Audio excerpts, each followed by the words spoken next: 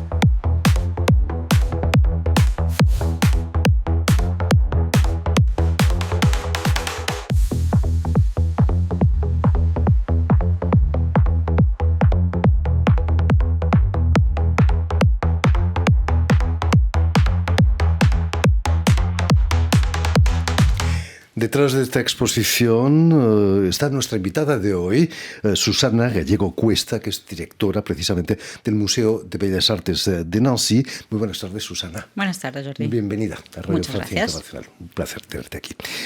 Esta artista francesa, que fonéticamente recuerda al gran poeta andaluz, denuncia nuestros hábitos de consumo y sobre todo los desechos que producen, ¿no?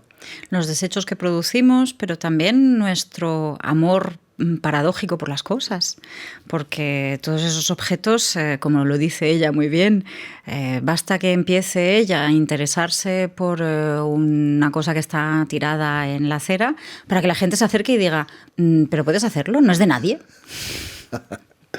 La llamada obsolescencia programada debería ser declarada delito contra el medio ambiente, ¿no? Sí, supongo, esperemos que vamos a llegar a ello en algún momento, porque es verdad que el trabajo de Lorca es muy fuerte en eso. Solo trabaja con lo que encuentra.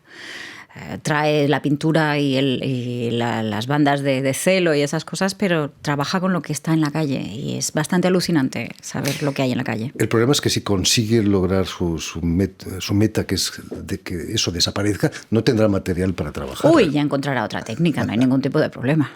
Nuestras abuelas, nuestras madres tenían objetos que guardaban toda la vida, vestidos que no se tiraban. En pocas décadas ha cambiado el mundo, ¿no? Ha cambiado completamente. El otro día hablábamos justamente con unos artistas sobre esto, sobre qué vamos a dejar, qué vamos a pasar nosotros, porque todos los objetos que nos acompañan ya no tienen para nada la misma duración ni el mismo... No les dedicamos tampoco la misma atención. Yo luego es verdad que soy conservadora de museo y tengo una relación muy rara con el tiempo. Afortunadamente las obras de arte no se tiran. No se tiran, se supone, no se venden tampoco, son inalienables en los museos franceses y europeos, pero sí que crea una distorsión muy fuerte con el día a día en el que vivimos, con la fast fashion y con todas esas cosas que nos rodean que están destinadas a desaparecer, los teléfonos, los ordenadores, que por mucho que los cuidemos están destinados a morirse. Terrible, ¿no? En cambio, las obras de museo no. Esperemos. A Lorca le interesa la huella humana que encuentra en esos objetos de la calle, en esos colchones. Ha llegado a encontrar incluso pelos públicos en su sierra cuando trabaja. Una sensación entre repulsión y fascinación, ¿no?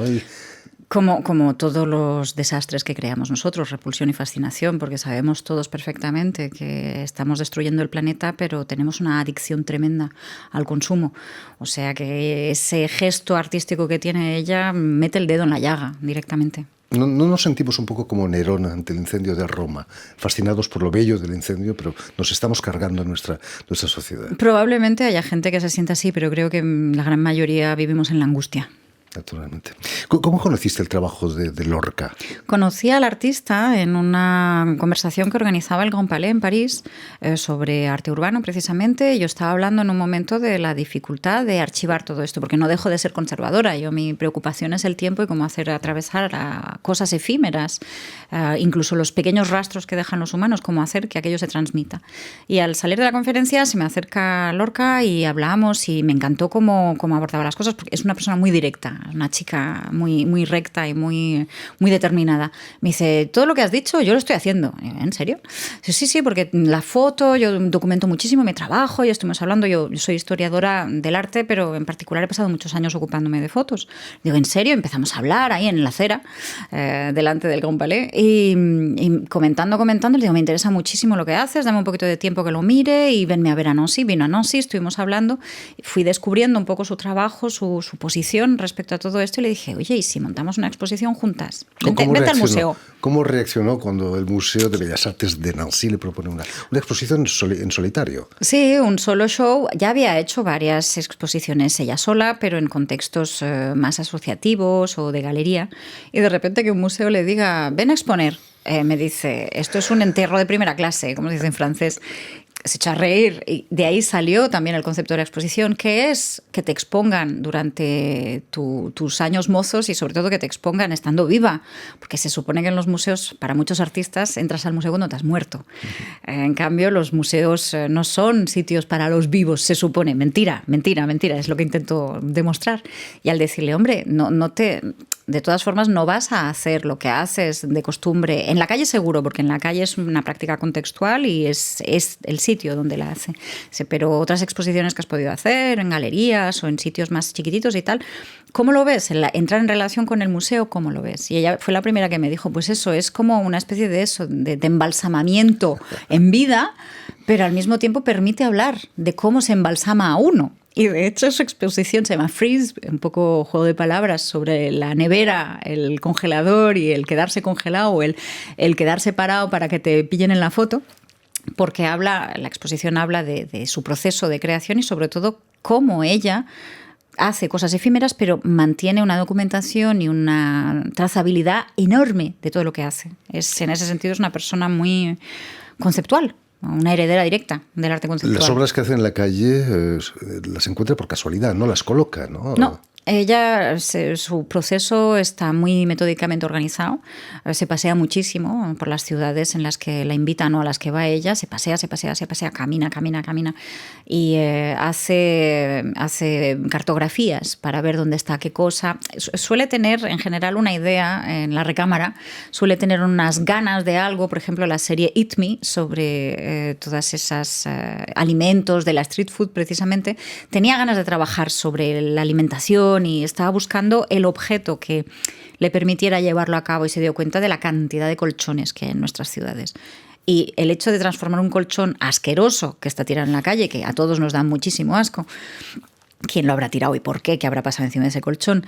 Transformarlo en algo apetitoso fue el momento clave, ¿no? Y entonces lo que hace ella es buscar, con esa idea va buscando a ver cuál podría ser el desecho idóneo, y entonces va con sus botes de pintura y sus celos y sus cosas al sitio donde están los desechos. Lo fabrica durante el día, en general suele ser un proceso muy rápido de fabricación, porque como lo lleva ya pensado y documentado de antes, llega, lo instala, le hace una foto y se va.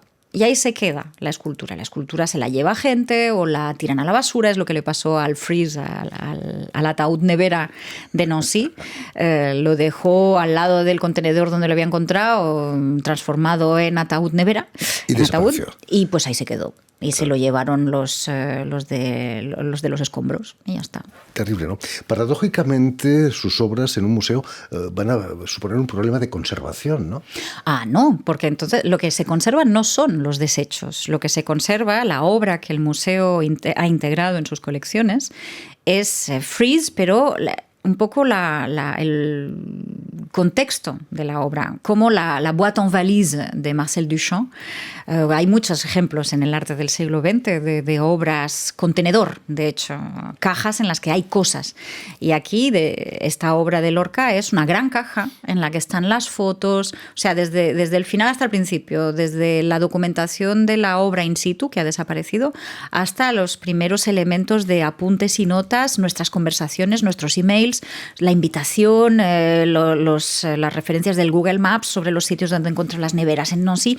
Es un proceso impresionante y maniático, completamente controlado.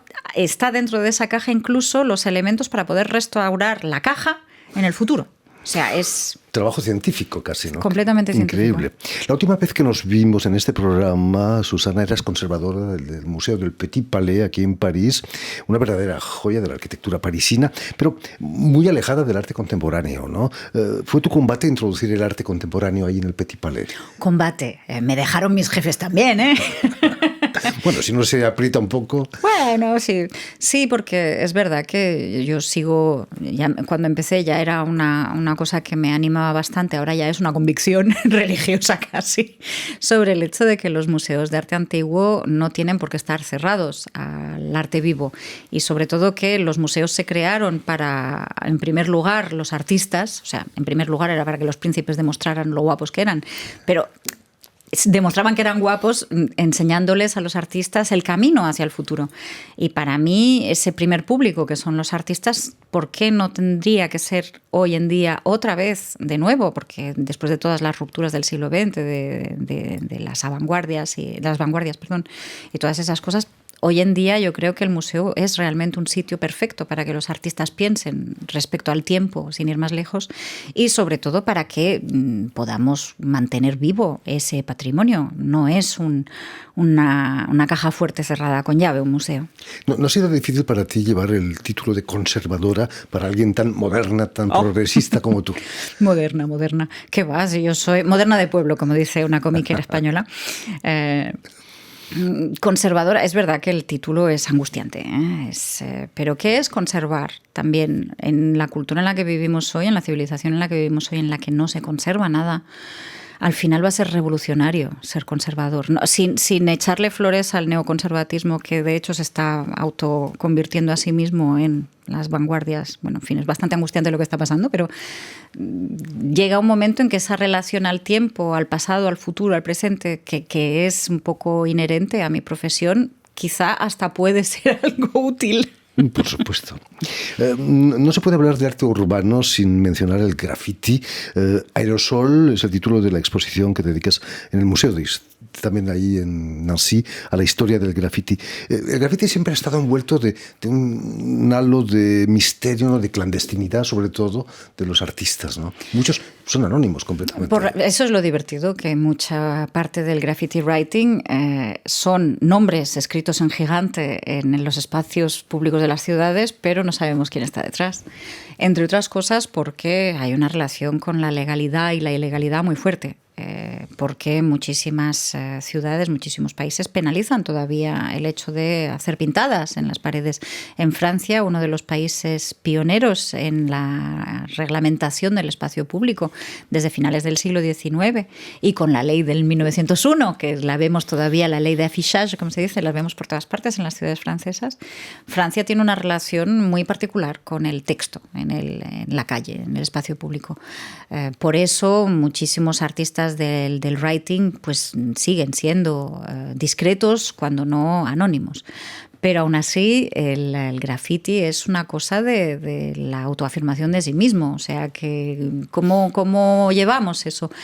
Es una historia también, la de la firma, una historia bastante antigua en el arte occidental. La conquista de la identidad artística son varios siglos de pelea, y es una de las cosas que me interesaba mucho cuando invité a Patrice Poch y a Nicolas Xelé, los dos comisarios de Aerosol, cuando les invitamos con el Museo de Bellas Artes de Rennes a hacer este proyecto juntos. Más allá de las calidades artísticas, estéticas del graffiti, cuesta millones a las municipalidades, a las compañías de tren, al metro parisino, por es un ejemplo. poco toda esa cuestión. ¿Es realmente tan necesario gastarse todos esos millones en borrar? La ciudad de Atenas, después de su desastre económico, después de la crisis económica griega, la ciudad de Atenas ha dejado de borrar. Y hoy el barrio de Exarquia, que es uno de los barrios más pintados y recubiertos de arte urbano de Europa, se ha convertido en una atracción turística. La cuestión del turismo de masas es todavía otro tema, pero esta idea de qué interpretamos como siendo sucio, ¿por qué las ciudades borran? Porque hay esta idea que cuando algo está pintorrojeado está sucio y sobre todo llama a la delincuencia. Es la teoría que implantó uno de los antiguos alcaldes de Nueva York, que estaba confrontado contra este problema. La teoría del cristal roto, que cuando te rompen un cristal, luego el gran bandolerismo va a llegar. Es una mentira sociológica y sobre todo en aquel entonces el alcalde de Nueva York utilizaba esta guerra contra el graffiti para esconder el desastre económico de la ciudad. O sea, como siempre, los procesos de estigmatización de minorías es una gran manera de hacer pasar políticas completamente antidemocráticas. Y muchas veces es donde se puede ver, cuanto más se ensaña uno contra el graffiti, más problemas suele tener una ciudad. Por supuesto. El hecho de canalizarlo en exposiciones o en lugares cerrados le hace perder su alma, ¿no? Ese es todo el tema, por eso esta exposición nos tenía tan entusiasmados al equipo de Rennes y al de Nancy, es porque no se trata de meter al graffiti dentro. No es eso, porque ¿qué interés tiene desplazar, como el trabajo de Lorca, qué interés tiene desplazar una práctica que es contextual al interior de un museo? Lo que nos interesaba era trabajar el archivo. Por eso las dos exposiciones cohabitan ahora en el museo, la de Freeze de Lorca y la de Aerosol, que es sobre la historia del graffiti en Francia, porque son dos exposiciones que hablan de cómo archivar lo efímero. Y Aerosol habla de esta historia, pero a través de fotografías, a través de recortes de prensa, de vestigios, de sobre todo los aerosoles, precisamente, de la colección de Aurélien Armigny, que es increíble. Delito, ¿no? El arma del delito y, sobre todo, el ustensilio artístico, porque es una de las formas más tradicionales y más antiguas de hacer historia del arte, es interesarte por cómo se ha hecho y con qué se ha hecho. En fin, pues ya lo saben, si están aquí en Francia este verano, tienen la posibilidad hasta finales de agosto para visitar Aerosol y Freeze, las dos exposiciones dedicadas al arte urbano en el Museo de Bellas Artes de la ciudad francesa de Nancy, que dirige, por cierto, Susana Gallego Cuesta. Muchísimas gracias, Susana. Muchas gracias. Aquí con nosotros, mucho éxito con estas exposiciones, que sigan tus esfuerzos de poner el arte contemporáneo, el arte urbano en los museos. Permíteme también que dé las gracias a Liz Menard y a Adrián Toro, quienes se han ocupado hoy de la realización del programa, y también saludar a nuestros telespectadores, porque también los tenemos que nos siguen en toda América, desde Chicago hasta la Patagonia, gracias a la cadena de televisión UCL, es una cadena, se llama Unión, una cadena latina, y también una red que se llama TAL, que reúne televisoras públicas y universitarias de los dos continentes. Y a ustedes, muchísimas gracias por su atención y les damos cita para una nueva edición de El Invitado de Radio Francia Internacional.